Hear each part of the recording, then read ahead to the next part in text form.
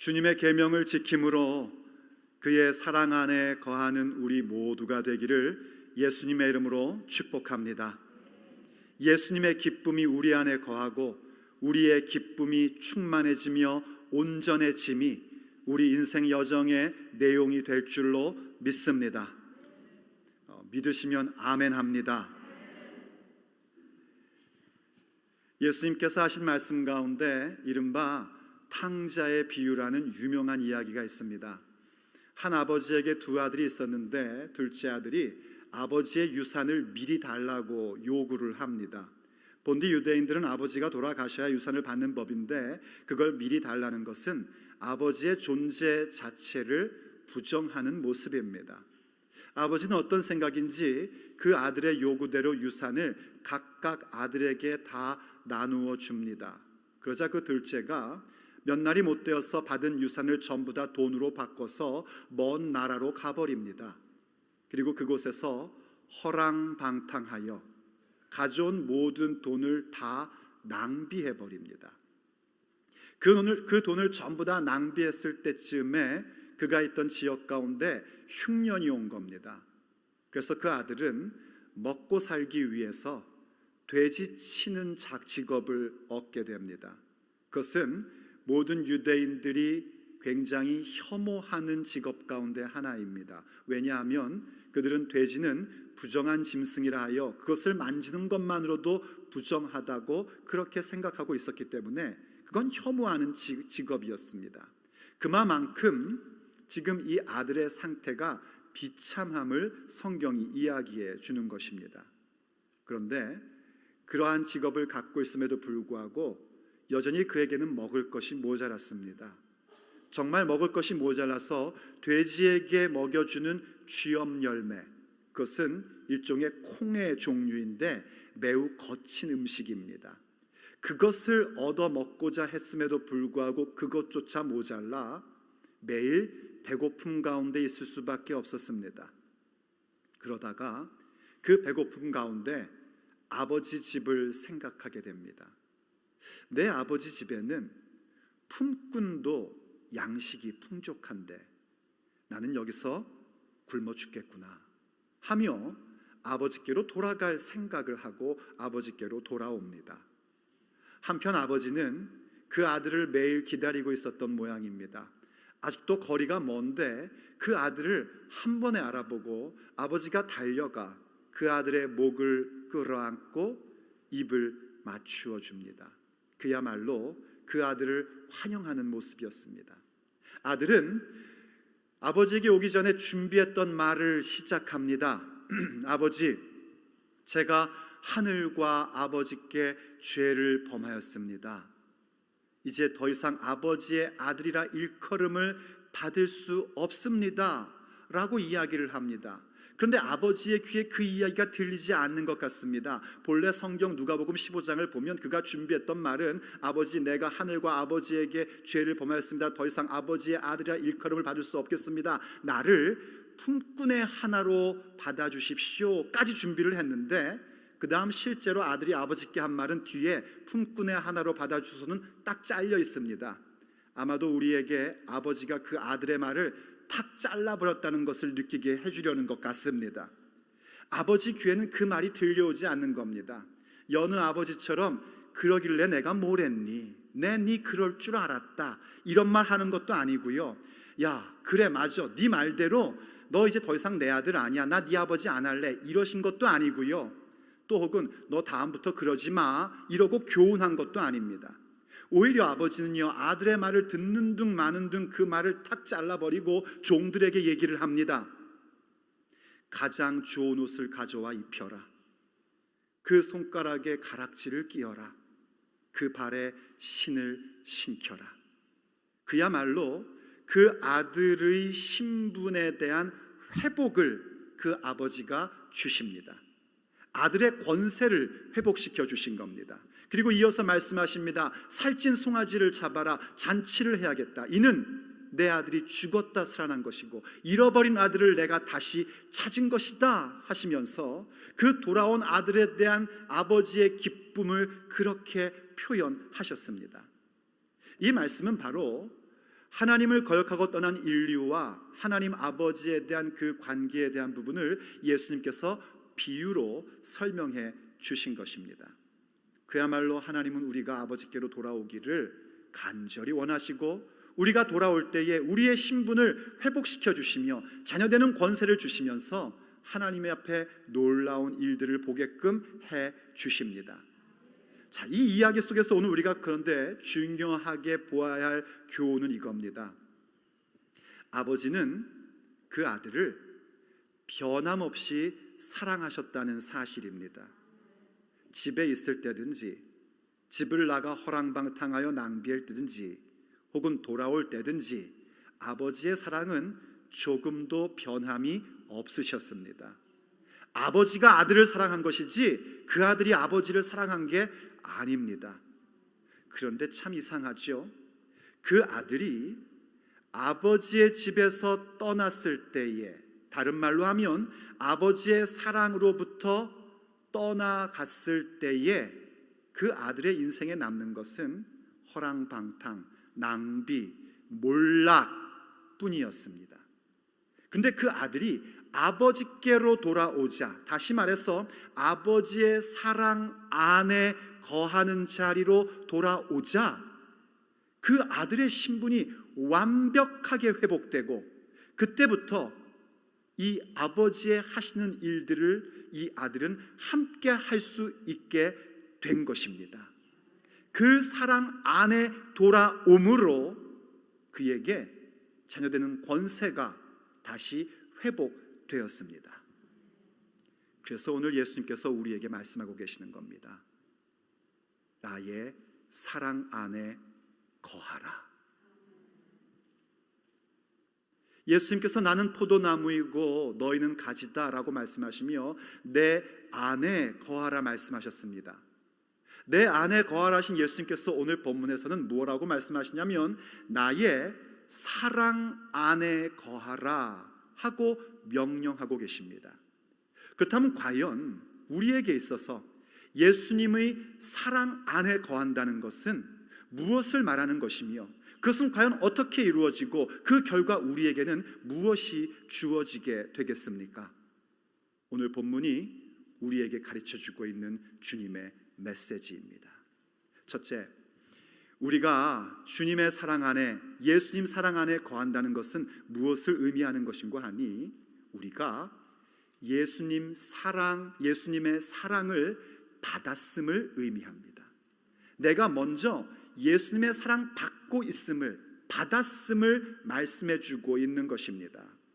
예수님께서요 요한복음 15장에 오셔서 나는 참 포도나무요 내 아버지는 농부요 그렇게 비유로 말씀하셨고, 또 동시에 나는 포도나무고 너희는 가지다 그러니 내 안에 거하라 이렇게 말씀하신 이유가 있습니다. 그것은 제자들인 우리들이 하나님의 말씀으로 깨끗함을 입어 열매를 맺는 가지 되게 하려 하심입니다. 그 열매를 맺을 때 그 열매가 그냥 한두 개 맺는 것이 아니라 열매 가득한 인생으로 만들어주고 싶으셔서 그렇게 말씀하신 겁니다. 그 열매 가득한 인생이 되는 방법은 다른 것 아니었습니다. 바로 그렇게 제자인 우리들, 곧 예수님 안에 거한 자들에게 주시는 그 놀라운 특권을 체험하게 하시면서 열매를 맺게 하시고, 그 결과 마침내 우리를 향하신 하나님의 영원한 목적, 영원한 비전, 하나님을 향하여 영광을 올려드리는 모습으로 우리의 삶은 귀결되게 될 것입니다. 그런 주님께서 오늘은 뭐라고 말씀하시냐면, 주님 안에 거하는 것이 무엇인가? 바로 예수님의 사랑 안에 거하는 것이라고 말씀하고 계신 겁니다. 그럴 때 주께서 먼저 가르쳐 주신 것이 뭐냐면, 주께서 우리를 먼저 사랑하셨음에 대하여 가르침을 주고 계신 겁니다. 구절을 한번 다시 보십시오. 아버지께서 나를 사랑하신 것 같이 나도 너희를 사랑할 것이니? 아니요, 사랑하였으니 나의 사랑 안에 거하라. 예수님께서 우리를 사랑하셨기 때문에 나의 사랑 안에 거하라 말씀하실 수 있었던 겁니다. 우리도 누군가에게 여보, 당신 내 사랑 안에 거해 할 때는 내가 그를 사랑하기 때문에 내 사랑 안에 거하라고 하는 것이지, 사랑하지도 않으면서 내 사랑 안에 거해 그러면 거짓말입니다. 그건 사기입니다. 우리 예수님은 신실하신 분이십니다. 거짓이 없으신 분이십니다.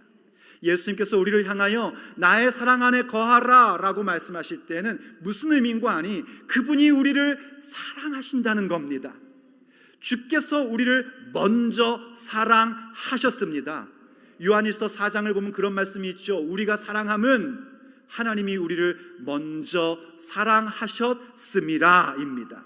그때 그 사랑이 뭡니까? 바로 그 요한일서 4장 10절이 우리에게 그 사랑이 뭔지를 이렇게 설명을 해줍니다. 사랑은 여기 있으니 우리가 하나님을 사랑한 것이 아니요 하나님이 우리를 사랑하사 우리 죄를 속하기 위하여 화목제물로 그 아들을 보내셨음이라. 그것이 아버지의 사랑입니다.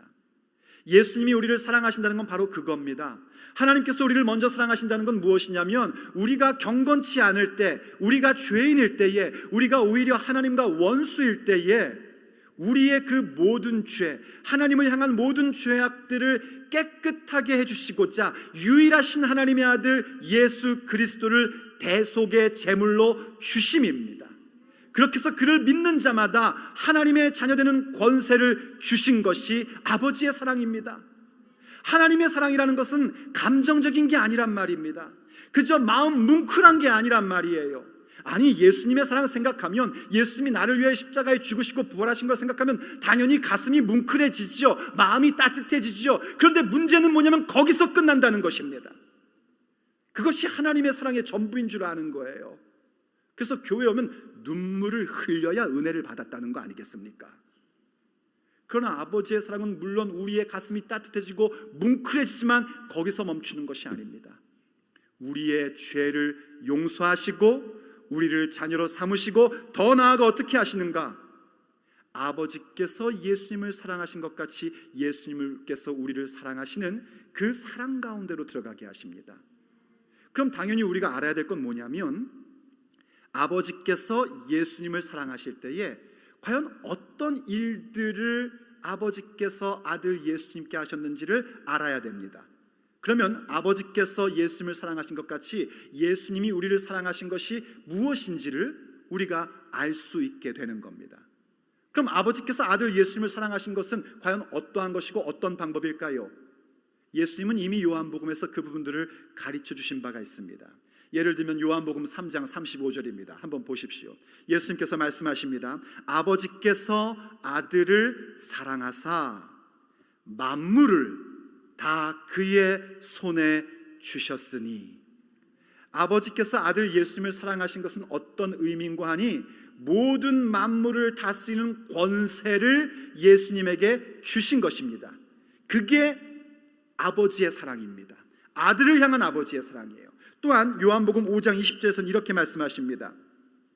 아버지께서 아들을 사랑하사 자기가 행하시는 것을 다 아들에게 보이시고 또 그보다 더 큰 일을 보이사 너희로 놀랍게 여기게 하시리라.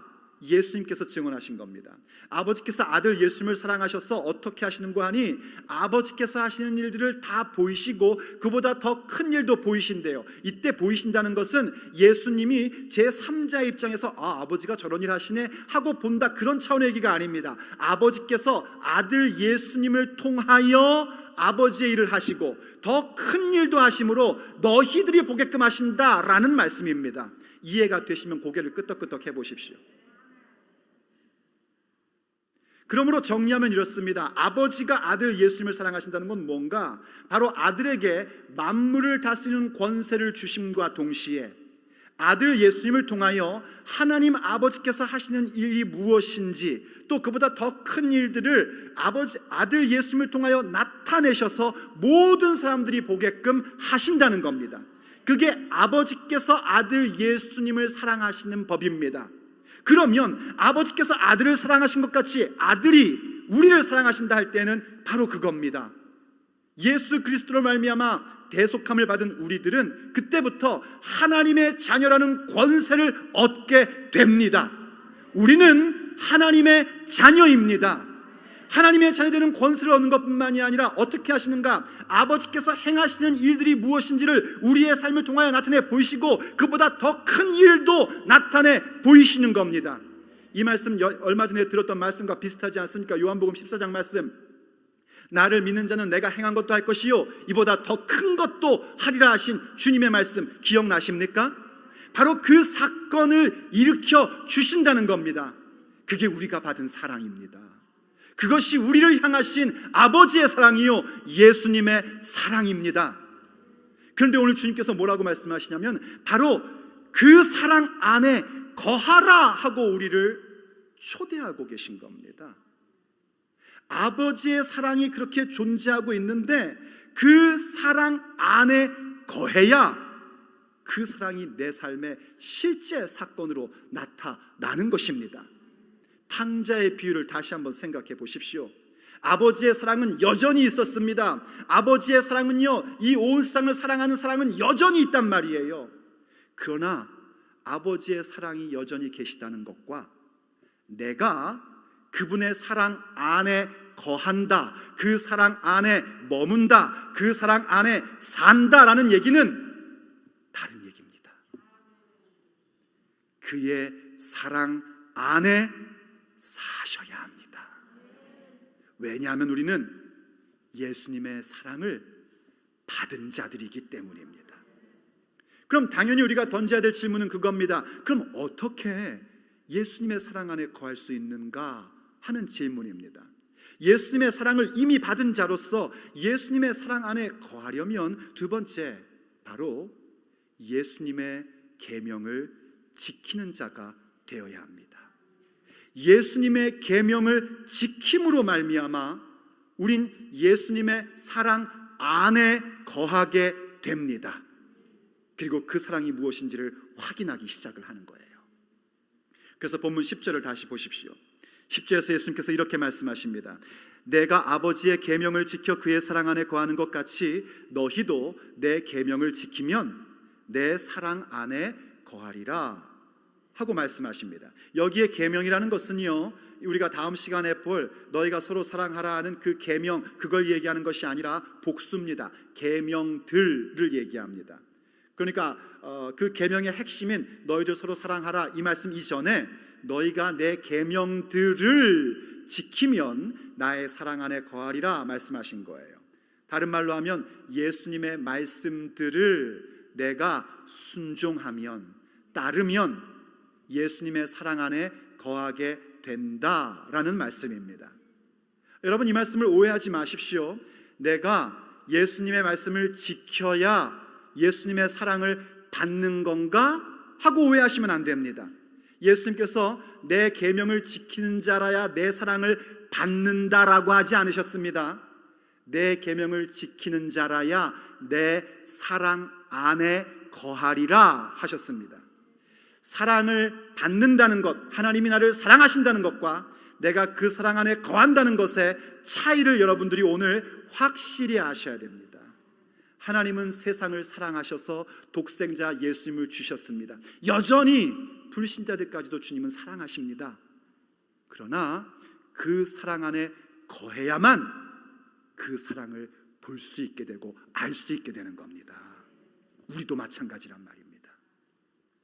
주님의 사랑 안에 거하려면 주님의 계명들, 주님의 말씀들을 지키는 자, 순종하는 자로 가야 합니다.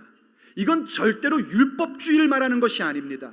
율법주의는 뭐냐면 내가 하나님의 말씀을 순종하고 계명을 지킴으로써 하나님의 사랑을 받을 수 있다라고 생각하는 게 율법주의입니다. 복음은 뭔가? 복음은 여러분 이상하지 않습니까? 분명히 하나님의 은혜로 하나님의 자녀가 되었는데 우리에게 또 말씀에 순종하라 하고 명령합니다. 그건 바로 그런 겁니다. 하나님의 말씀, 하나님께 구원받은 자로서, 자녀된 자로서 주님의 말씀을 지킬 때에 우린 무엇을 발견하기 시작하냐면 내가 지금 하나님의 사랑 가운데 살고 있음을 보게 되는 겁니다. 왜 보게 되는가? 주님의 말씀이라는 것은 우리의 발에 등불이고 우리의 길에 빛이기 때문입니다. 우리의 영적인 눈을 환히 밝혀줍니다. 말씀을 지켜갈 때 그 말씀이 내 영안을 열게 해주셔서 내가 누구인지를 알게 해주시고 아버지의 부르심이 무엇인지를 깨닫게 하시며 하나님의 능력이 어떤 것인지 우리 안에 있는 그 놀라운 영광이 무엇인지를 직접 보게끔 됩니다. 그래서 에베소서 1장 18절과 19절을 보면 우리에게 이렇게 설명해 주는 내용을 보게 됩니다. 너희 마음의 눈을 밝히사. 지난 금요 기도회 때 우리가 깊이 묵상했던 말씀이지 않습니까? 여러분이 다 나오면 정말 좋을 것 같은데 그걸 다 설명해 드릴 수는 없고, 마음의 눈을 밝히사. 마음의 눈이 밝아져야 됩니다. 아무리 여러분이 예배당 안에 있다 할지라도요, 여러분의 마음의 눈이 어두워지면 정말 봐야 될 것을 보지 못합니다. 마음의 눈이 밝혀져야 됩니다. 그런데 어떻게 마음의 눈이 밝혀질 수 있는가? 우리가 주님의 말씀을 따를 때에 그 말씀은 우리 가운데 빛이 되어서 우리의 마음의 눈이 환히 밝혀지기 시작합니다. 그럼 그때부터 놀라운 것들이 보이기 시작합니다. 무엇이 보이는가? 계속 보십시오. 너희 마음의 눈을 밝히사 그의 부르심의 소망이 무엇이며 성도 안에서 그 기업의 영광의 풍성함이 무엇이며 그의 힘의 위력으로 역사하심을 따라 믿는 우리에게 베푸신 능력의 지극히 크심이 어떠한 것을 너희로 알게 하시기를 구하노라 합니다. 지금 이게 사도 바울의 기도 가운데 한 대목인데, 우리의 마음의 눈이 밝아지면 우리가 무엇을 알게 되는가? 이때 알게 되는 것은 그냥 인포메이션, 정보를 알았다는 얘기가 아니고요, 그것을 직접 목격하며 경험했다는 얘기입니다. 경험함으로 알게 되는 게 무엇인가 하니, 하나님께서 나를 부르셨을 때 그 부르심의 소망이 무엇인지를 명확하게 알게 된단 말입니다. 보이니까요. 그 부르심은 뭐냐면 우리를 성도로 부르신 것입니다. 단순히 목사, 장로, 권사로 부르신 것이 아니라 성도란 말입니다. 이때 성도라는 단어는요, 영어로 얘기하면 saint를 얘기하는 거예요. 그 saint가 무슨 뜻인가 하니 우리가 흔히 얘기하는 성인들 말입니다. 성 아우구스티누스, 성 프란치스코 할 때 그 앞에 붙는 성 말입니다. 그게 saint예요. 하나님이 우리를 그런 존재로 부르셨답니다. 나의 어떤 착함이나 나의 노력이 아니라 하나님의 은혜로 말미암아 나를 성도로 부르신 겁니다. 그 부르심의 소망이 무엇인지가 너무나 명확하게 보이기 시작하고, 그 주신 나의 삶이 기업이라는 사실을 알게 되며 그 기업의 영광의 풍성함이 내 눈에 보이기 시작을 하는 거예요. 더더군다나 어떤 일이 생기는가? 하나님의 그 놀라운 힘의 위력으로 그 지극히 크신 능력이 내 삶 가운데 어떻게 나타나고 있는지를 목격하게 되고 경험하게 된단 말입니다. 누가요? 하나님의 말씀을 지킴으로 말미암아 그 말씀으로 내 마음의 눈이 밝아진 자들이 그것을 보게 되는 겁니다. 그래서 말씀을 지키며 말씀을 순종한다는 게 이젠 부담이 아닌 거예요. 어떻게 말씀을 지키란 말인가 하고 부담스러운 것이 아니라 이게 너무나 뚜렷이 보이기 시작하니까 하나님의 말씀을 순종하며 나가는 것이 기쁜 겁니다. 기쁨이 올라오기 시작합니다. 그 누구도 빼앗아갈 수 없는 기쁨으로 말미암아 하나님의 말씀을 지키는 자가 되고, 말씀을 지키니 그분의 사랑 안에 거하여 내 마음의 눈이 밝아지고, 그 마음의 눈이 밝아지니 나의 신분이 뭔지, 나는 하나님의 자녀다, 이것이 분명히 보여지게 되고, 하나님께서 나와 함께 일하시는 것이 무엇인지 보이는 겁니다. 내 부르심의 소망과 하나님께서 내게 주신 기업의 영광의 그 풍성함이 보이고, 그 기업을 이루어갈 때 나의 능력이 아닌 하나님의 지극히 크신 능력의 그 모습과 그 위력이 내 눈에 똑똑히 보이기 시작을 하는 거예요. 그러니 어찌 기쁘지 않을 수 있겠습니까? 기쁨이 넘치게 되는 것입니다. 기쁨이 충만하게 되는 것입니다. 어떤 것도 그 사이에 틈탈 수 없을 정도로 기쁨으로 가득 차게 되는 겁니다. 그래서 세 번째, 주께서 나의 사랑 안에 거하라 하실 때 우리에게 주어지는 마지막 결론이 무엇인고 하니, 예수님의 기쁨이 충만해지는 겁니다. 예수님의 기쁨으로 가득 채워지고, 예수님의 기쁨이 나의 기쁨, 우리의 기쁨이 되어서 우리의 기쁨들도 완성을 이루고 충만하게 되는 역사가 우리의 삶의 열매로 맺어지게 됩니다. 그래서 주께서 오늘 말씀하시는 겁니다. 나의 사랑 안에 거하라. 내 계명들을 지킴으로써 나의 사랑 안에 거하라 말씀하고 계신 겁니다. 이 기쁨 주시고 싶으셔서 예수님의 기쁨은요 세상이 주는 기쁨과는 비교할 수 없는 것입니다. 세상이 주는 기쁨도 있습니다. 우리가 다 맛보았던 것들 아닙니까? 하지만 여러분들도 맛보아 봐서 아시지 않습니까? 세상이 주는 기쁨은 임시적이고 부분적인 것에 불과합니다. 조금만 무슨 일이 생기면 그 기쁨은 온데간데 없어지는 게 세상의 기쁨입니다. 그러나 예수님의 기쁨은 그렇지 않습니다. 예수님의 기쁨은 완전한 기쁨이고 예수님의 기쁨은 영원한 기쁨입니다. 이 기쁨은요 우리의 삶 가운데 여러 가지 이해 못할 일들이 생긴다 할지라도 결단코 빼앗기지 않는 기쁨입니다. 이 기쁨을 여러분이 가지셔야 됩니다. 이 기쁨이 우리의 심령 가운데 들어와야 합니다. 누구에게 주시는가? 주님의 사랑 안에 거하는 자들, 주님의 계명을 지킴으로 말미암아 그 사랑 안에 거함이 무엇인지를 알고 그분의 사랑이 무엇인지를 완전히 보고 있는 사람들, 그들이 바로 이 기쁨을 갖게 됩니다. 주님의 기쁨이 우리 안에 거하게 되고 우리의 기쁨이 충만해지는 것입니다. 성도들과 상담하다 보면은요 기가 막힌 일들을 경험하는 성도들이 있습니다. 그들을 위해서 기도할 때 저는 하나님께 이렇게 기도할 때도 있습니다. 아버지 좀 너무하신 거 아닙니까?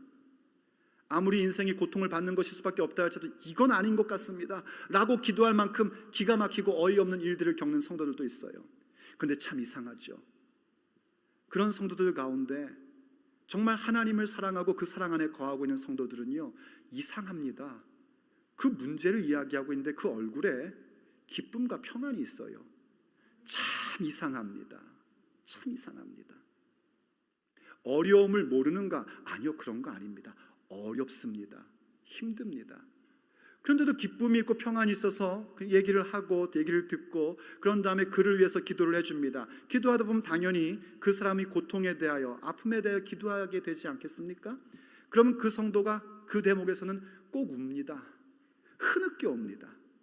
무슨 말인고 하니 아프다는 겁니다. 아파요. 그런데 또 신기한 걸 제가 보게 됩니다. 기도 끝나고 고개를 들면서 눈물을 탁 닦은 다음에 그 성도의 얼굴이 어떤 줄 아십니까? 얼굴에 수심이 없습니다. 이게 도대체 무슨 일입니까? 이유는 한 가지입니다. 그 성도 안에 예수님의 기쁨이 있기 때문입니다. 그 어려운 일, 그 고통스러운 일, 여러분 그건 어려운 겁니다. 고통스러운 건 고통스러운 겁니다. 어려움 자체가 기쁘다는 얘기가 아니에요. 여러분 만약에 어려운 게 기쁘시면은요 지금 여기 계실 게 아니라 빨리 정신과 의사를 찾아가셔야 됩니다. 어려운 건 어려운 거고 아픈 건 아픈 거고 고난은 고난일 뿐입니다. 그런데 예수님의 기쁨이 있는 사람들은 어떤 일들이 벌어지는가? 그 어이없는 일, 그 기가 막힌 일들조차 능가하는 기쁨이 그 심령 가운데 있는 겁니다.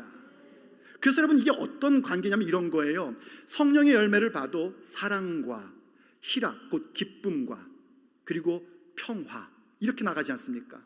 하나님의 사랑 안에 거하면 우리에게 기쁨이 생기기 마련인 것이고요 그 기쁨으로 말미암은 평화가 우리 가운데 있는 겁니다. 교회 나와서 마음의 평강을 얻는다는 것은요 괜찮다 해서 마음의 평화로운 걸 얘기하는 게 아닙니다.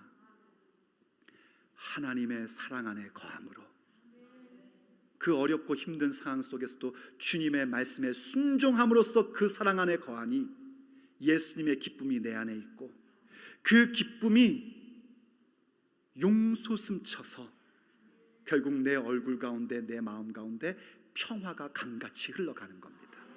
그게 그리스도인의 평화이고 그리스도인의 기쁨입니다. 그럼 한번 묻겠습니다. 여러분 예수님께서 여러분 사랑하시는 것 믿으십니까? 여러분이 사랑받고 있는 하나님의 자녀임을 신뢰하십니까? 자, 그런데 참 이상한 일이죠. 분명히 하나님이 나를 사랑하시는데 왜 나는 기쁨이 없을까요? 기쁨은커녕 입만 열면 불평, 불만이고 탄식이고 한탄이고 아이고 이 팔자야 내 팔자야 어쩌다 너를 만나고 내가 이렇게 고생하냐. 왜 그런 말만 나올까요? 혹 여러분이 분명 나 하나님의 사랑받는 자라는 거 믿는데 내 삶의 자리에서 기쁨이 아니라 불평과 원망과 탄식과 한탄이 나오고 있다면 여러분이 점검하셔야 될 부분이 있습니다. 나는 과연 하나님의 말씀을 지키는가?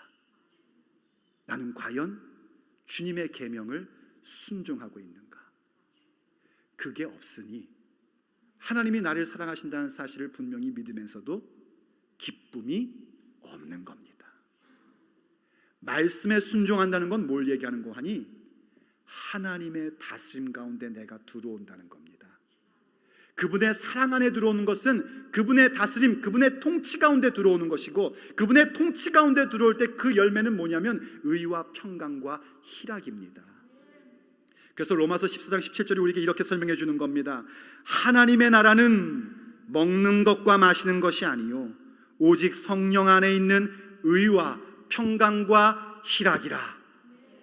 하나님의 나라라는 뜻은요, 두 가지 의미가 항상 있어요. 성경에서 하나님 나라는 두 가지 의미가 있는데, 하나는 뭐냐면 우리가 가야 할 아버지 집 본향 천국을 얘기하는 겁니다. 그리고 또 다른 의미는 뭐냐면 문자 그대로 하나님의 통치, reign of God, 하나님의 통치를 의미하는 것입니다. 지금 로마서 14장에서 얘기하는 하나님의 나라는 문맥상 뭘 얘기하는 거냐면 우리가 갈 본향집이 아니라 하나님의 다스림, 하나님의 통치에 대한 얘기예요. 하나님의 다스림이라는 것은 어디서 나오는 것인가? 먹고 마시는 것에 있는 게 아니란 말입니다. 무엇을 먹을까, 무엇을 마실까, 우리가 이걸 먹어야 되냐 말아야 되냐, 이런 가운데 있는 게 아니란 말이에요.